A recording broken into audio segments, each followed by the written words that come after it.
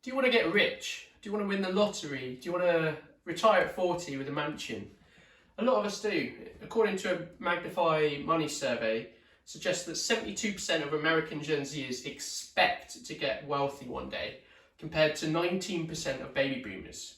A Harris Poll survey finds that the American dream is more about becoming wealthy than having your own house with a white picket fence, with 6 in 10 wanting to become billionaires. But will getting rich actually make you happier? According to the Happiness Index, which looks at lots of studies on this question, the answer is no. A Princeton study shows that money only makes you happy up to the point at which your basic needs are met, and it can reduce or protect against suffering. But after that, happiness doesn't increase. So why do riches not make you happy? Well, riches don't solve most of your problems. It exacerbates them. The lives of jackpot lottery winners have been ruined so commonly after becoming rich that they call it the lottery curse. So in a Times article, Don McNay, a financial consultant to lottery winners and the author of Life Lessons from the Lottery, says that so many of them wind up unhappy or wind up broke. People have had terrible things happen. People commit suicide. People run through their money. Easy comes, easy goes. They go through divorce or people die. So the Happiness Index cites a University of California study that shows that people always think they need more money to be happy. So people making $30,000 a year think they need to increase their annual salary to $50,000 to be happy. And those that are earning $100,000 a year thought $250,000 would make them happy. And studies into lottery winners found that those who won relatively smaller winnings of, for example, $200,000 had greater stress in the year after they won and were only slightly happier than those who hadn't won after that, and those with larger prizes had no increase in happiness. So focusing on money and relying on it to fulfill your needs is futile, and it makes you focus on worldly pleasures.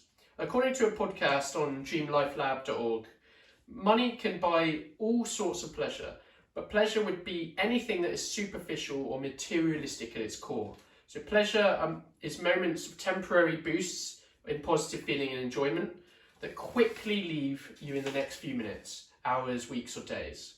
Examples include sex, women, fancy cars, mansions, new electronics, vacations and expensive clothes. True happiness, on the other hand, is enduring, it's resilient, and it can last years, no matter what troubles life throws at you. So you will never be satisfied if you have these riches. So even millionaires want to add another zero to their net worth. And in Ecclesiastes chapter 5, verse 10, it says, "He who loves money will not be satisfied with money, nor he who loves wealth with his income. This also is vanity." So life is more than possessions. People put their hope in wealth, assuming money will give them a good life and protect them and their loved ones. But it can't. So God chooses when you'll die. A rich person with all the money in the world can't be protected from a virus, from cancer or a freak accident. Wealth is uncertain, and the economy, stock markets and geopolitics drives wealth to go up and down. The parable of the rich fool in Luke chapter 12 verse 13 to 21 sums this up. So it says, "Someone in the crowd said to him," Jesus, "Teacher, tell my brother to divide the inheritance with me." But he said to him, "Man, who made me a judge or arbiter over you?" And he said to them, "Take care and be on your guard against all covetousness, for one's life does not consist in the abundance of his possessions." And he told them a parable, saying, "The land of a rich man produced plentifully. And he thought to himself, 'What shall I do? For I have nowhere to store my crops.' And he said, 'I will do this. I will tear down my barns and build larger ones. And there I will store all my grains and all my goods. And I will say to my soul, Soul, you have ample goods laid up for many years. Relax, eat, drink, be merry.'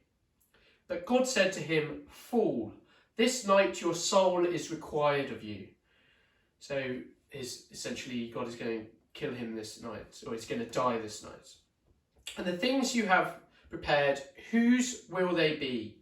So is the one who lays up treasure for himself and is not rich towards God. And in 1 Timothy chapter 6, verse 17 to 29, it says, "As for the rich in this present age, charge them not to be haughty, nor to set their hopes on the uncertainty of riches, but on God, who richly provides us with everything to enjoy.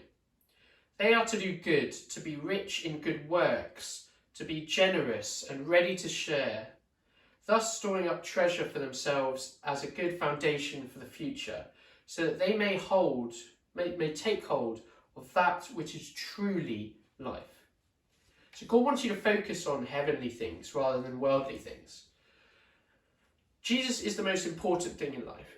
So in Colossians chapter 3, verse 1 to 5, it says, "If then you have been raised with Christ, seek the things that are above, where Christ is, seated at the right hand of God. Set your minds on things that are above, not things that are on earth. For you have died, and your life is hidden with Christ in God. When Christ, who is your life, appears, then you also will appear with him in glory. Put to death, therefore, what is earthly in you: sexual immorality, impurity, passion, evil desire, and covetousness, which is idolatry." So focusing on worldly possessions is idolatry. It becomes an idol in your life, and you covet more and more and more, and this is sinful.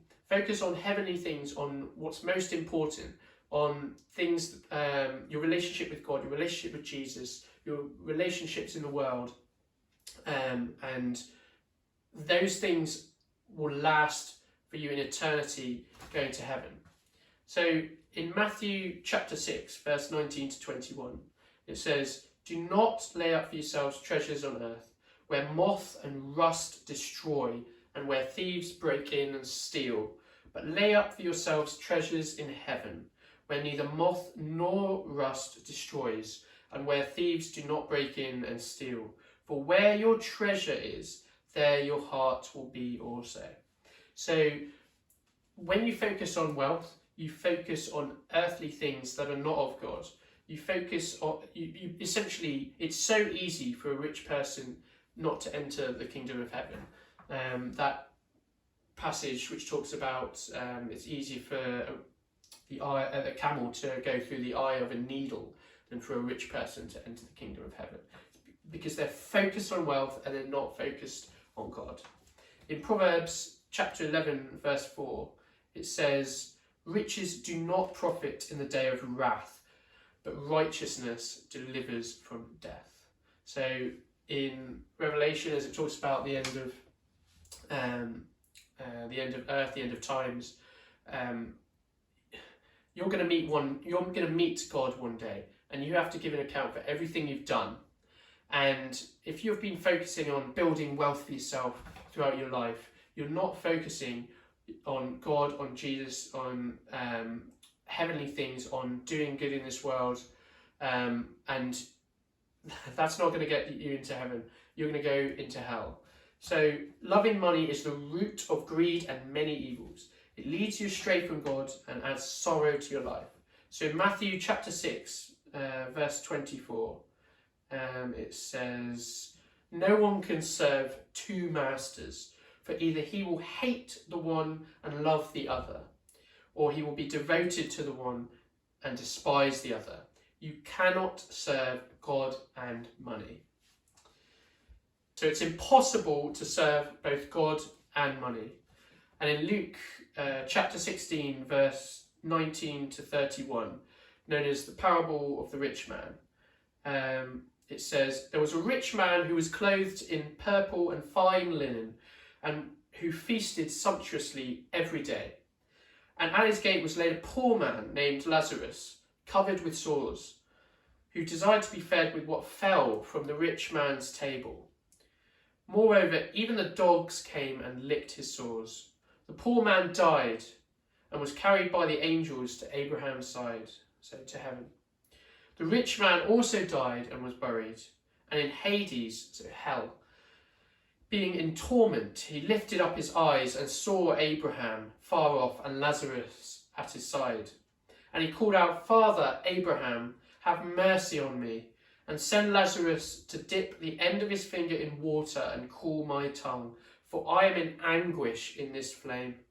But Abraham said, Child, remember that you in your lifetime received your good things, and Lazarus in like manner bad things.